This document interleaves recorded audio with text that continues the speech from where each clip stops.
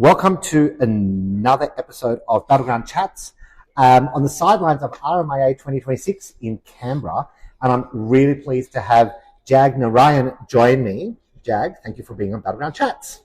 Thank you, Craig. Thanks for having me. So what I do on Battleground Chats, we talk about people's careers, where they've come from, risk, and see where that goes. So how did you get into risk? What's your career path been? Well, I was lucky enough to get into a graduate program at Westpac from university, and that was in the Westpac internal audit area. Okay. And that's sort of what did you study in uni to get into internal audit? A Bachelor of Commerce, majoring in accounting. Okay, very good. When I left uni, I had multiple offers from Big Four firms as well. Though one thing that Westpac did was they promised to support the CA program. Okay. And they also included extra leave as part of that package. Why was that important? Well, I just thought that having a week of leave before the exam would be handy. Okay. In terms Isn't it interesting? So what's fascinating is different leavers interest different people, right, when they leave uni. Right, for you, it was leave for CA. Some people, it's the brand. Some people, they're going to banking grad jobs because they get to move around different areas of bank. Yes. So very interesting. And I think all those played into my thinking as well. But to tell you, so the annual leave was one of the key points. Yeah. And I think once I started in Westpac, I did realise that maybe it wasn't as important because when I was seeing the other students and the camaraderie and the support they have in the Big Four firms, I was thinking, well... Did I make the right choice? Yes. Well, it wasn't more so that. It's more the onus of the choice. Right. Probably bigger than in reality should have been. Okay. So Westpac, internal audit. How long were you there? What did you do? Well, Westpac overall, I was there for 7 years. But as you said, one of the great things was at Westpac, I got the opportunity to go to retail bank, finance bank, which used to be AGC. Yes. And the investment bank. Okay. And after the year and a half, it was 6 months secondment, you got to choose where you wanted to specialise, and I picked investment banking. Okay. But what part of investment banking? Still audit? Still audit. Okay. So I did that for another year and a half, and then I went into the investment bank as a credit analyst. That's a career change. It is, and I wanted to, because it was my first job from university in Westpac and into audit, so I wanted to try something different. Okay. And I thought, investment banking, credit analysis, that coming from a financial background, I thought that would be something that would be interesting. Okay. So credit risk, how did you learn that if you've come from internal audit, which is quite a different skill? It is, and I found that out the hard way. I think I was able to demonstrate through my qualifications and the knowledge of the bank that's that really important. I could put myself up and learn. Okay. And I did that for about 18 months, and that was the thing.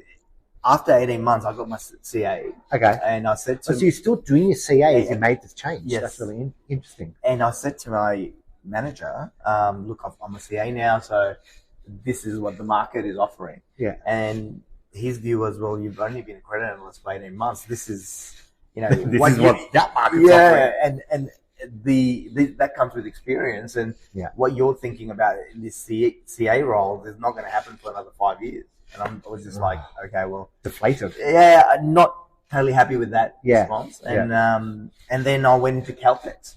Oh, as a result. That's a change. So again, through internal audit. Okay. Because that was that was the thing I'd done most at that point. Yeah. But in another industry, manufacturing, and I thought that great chance to move into something that I hadn't done. Yeah.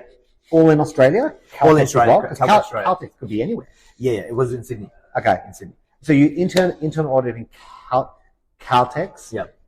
But now you're back in finance, kind of, super government. How did you move from Caltex to the next phase? So in Caltex, I took the opportunity. So I was in internal audit, but I then moved into the refineries. I did management accounting, financial accounting, and a CFO role in Newcastle.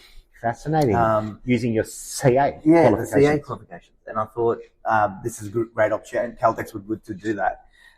Then we had in Caltex, we had so I was actually working in Kurnell Refinery on their premises in accounting. Yep. And Then Caltex had a restructure. Yep. Came back into head office. It was called Finance for the Future. Worked there for about a year, and unfortunately, the new role didn't work out. As I'd hoped. And I then went to IAG, which is NRMA Insurance. Okay. As an internal auditor. Isn't it interesting? So keeping your base, yes, trying different things, but always coming back to the base. Yes, that's okay, right. Great. And while I was at IAG, there was a maternity leave position in IAG superannuation. Yep. So I got exposed to risk in superannuation then. Was that your first risk management exposure? That was my first risk management exposure. And then from there, when the maternity leave position came back to the super fund, I had a choice of going back into internal audit in a senior manager role or do something different. And I then did compliance as a compliance and risk manager at the investments division in IAG, which was managing about $8 billion at the time. So that experience. So that gave me exposure to risk management, compliance management, superannuation, and investment. So I was doing. So that journey was about 7 years in IAG. Wow. And then I received an offer to go to the to Darwin. At the Territory Insurance Office. Amazing. And that was and the journey that far meant that I could do superannuation. Well, this was insurance, but I could do audit, compliance, risk. Yeah, you could do all the fundamentals that you needed for the role. But in Darwin, that's a really interesting move. Yes, and it was a government-owned insurer, and it was about, at that time, 130 people, so not huge, but it also had a banking arm. So it was insurance like all and your banking. skills come together. And it had a credit union. So it was great experience, and I took the role to get that experience. I felt that where I was at IAG as a manager of compliance in investments, that this was a senior manager audit risk and compliance at an insurance company and a bank, and I thought it was a really great opportunity, and ended up being there for 2.5 years. Okay. What was it like living in Darwin, away from family, friends, new town, young family? Yeah, it was great. We found it, as we were talking earlier, coming from quite a large Fiji Indian community here. My wife and I went to Darwin with 3 kids, aged 8, 5, and 2 weeks. Yeah, incredible. 8 weeks, sorry, 8 weeks. Off. That's hard. Yeah, it was hard, but it was great. Got our immediate family closer together, and surviving Darwin. And, it was really great experience. And going from Sydney to a more smaller town, more contained. Exposure to the Aboriginal history and community. I found that really useful and also and interesting. Interesting and developmental. In just sort of shaping me as an overall Australian, I think. Okay, that's great. And then the Northern Territory government wanted to get out of insurance, and then running their own thing. They made the call to sell it to Allianz Australia. So when that got sold, I was still working technically for Allianz in Darwin for around 6 months before I got the role at State Super. Okay. So you moved back to the Big Smoke. Yes. What's your role now? Well, I'm the Chief Risk Officer for State Super. I've been doing it for 10 years now, which is the longest role I've had. We manage $38 billion it's a defined benefit closed fund. So we are really looking after the senior servants of the New South Wales government, because they are the ones who have defined benefits. Yes. For the teachers, nurses, police, and railway workers. Okay. That's so interesting. So your CRO, right? So you've got what falls under that, because there's often a good question, and people often ask, what does this role of CRO include? So it includes the whole gambit. So all of risk, all of compliance. And technically all of internal audit, but we outsource it. So I'm still the chief audit executive as well. So, and insurance? Insurance is through the Treasury Managed Fund. So still under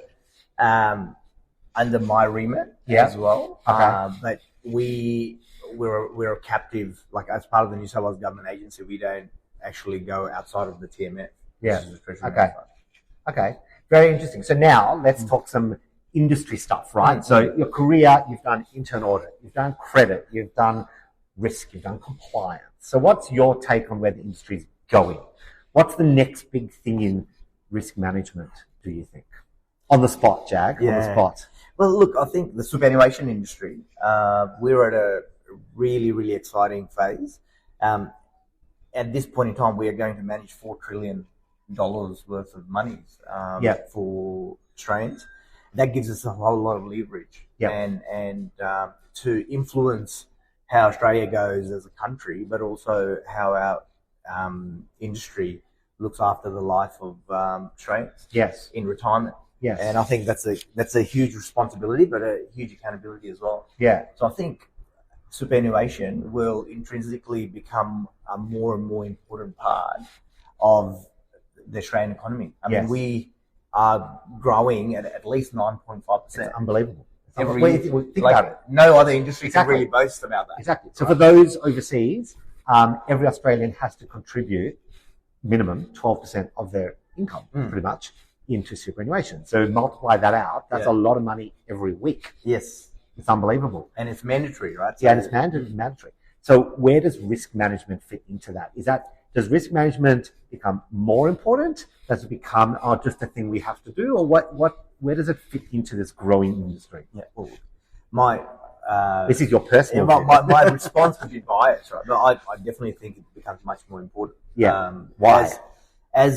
Because we're becoming larger, more responsibility, more accountability, but also the ability to impact more and more Australians. Because, as you know, there's more and more Australians who are expected to retire in the next 10 years than ever. Yep. And we will also be, systematically large to influence things like where the funds go. Yeah. How do our companies in Australia and internationally? Yes. Because a lot of our super funds are 50% international. Yeah. That we have this real leverage to impact global markets. Yep. In terms of ESG, in terms of how companies react to their customers. Yes. So it's a much broader remit, I think, and risk management becomes really important in ensuring that we keep looking after our members' financial interests. And also, I mean, being in state super, it's less for you. But APRA, obviously, the prudential regulator, put a lot of emphasis on their new regulation 230 because of this. Yes. Right? What is in members' best interest is what the bottom line. At the end of the day, super currently is predominantly collecting money. But as the retirement increases and people start taking money out, it's almost going to become like banks. Yeah, exactly. And look, we take a best endeavours approach to APRA and a really serious best endeavours approach. So in line with CPS 230, actually Battleground helped us to map our key operations, to set tolerances and deal with our material outsource providers to be compliant with that standard. And I think I'm really pleased in a way that those discussions have led. So we used to have discussions about pension payments, which is our critical risk. Absolutely. 60,000 people get paid a fortnightly pension because of us. Yep. And how do we get resilience on that? For the first time in the 10 years I've been working in state super, we are now at a stage where if our administrator is down, and if our custodian is down, and if our bank is down, you can still pay. We can still pay. And we've That's never huge. never been there prior to CPS 230. Yeah. And as a CRO, I'm and that being the key risk that we can manage, I'm really pleased with our company. Yeah. And you know what? That's one of the benefits of CPS 230. It was hard work. Exactly. The other interesting is one of the ways you got there was through exercising, right? Because you can have plans, you can think conceptually, it can work. But when you play it through in quote unquote real time and see what happens, you uncover so much interesting stuff, right? Yeah, that's right. The exercises you've done have uncovered heaps of things that you've been able to enhance. Yeah, and as we were talking before, Craig, I heard something quite insightful at the conference today that, we as risk managers can bring a risk register to a senior leader, like a CEO. But a lot of the time, the CEOs don't talk that language. No. And I really find that, they understand it better through crisis management exercises.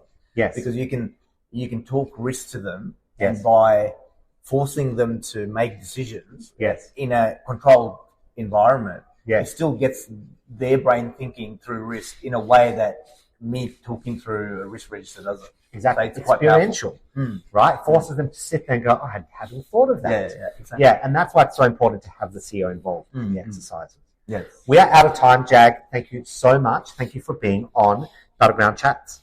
Thank you, Craig.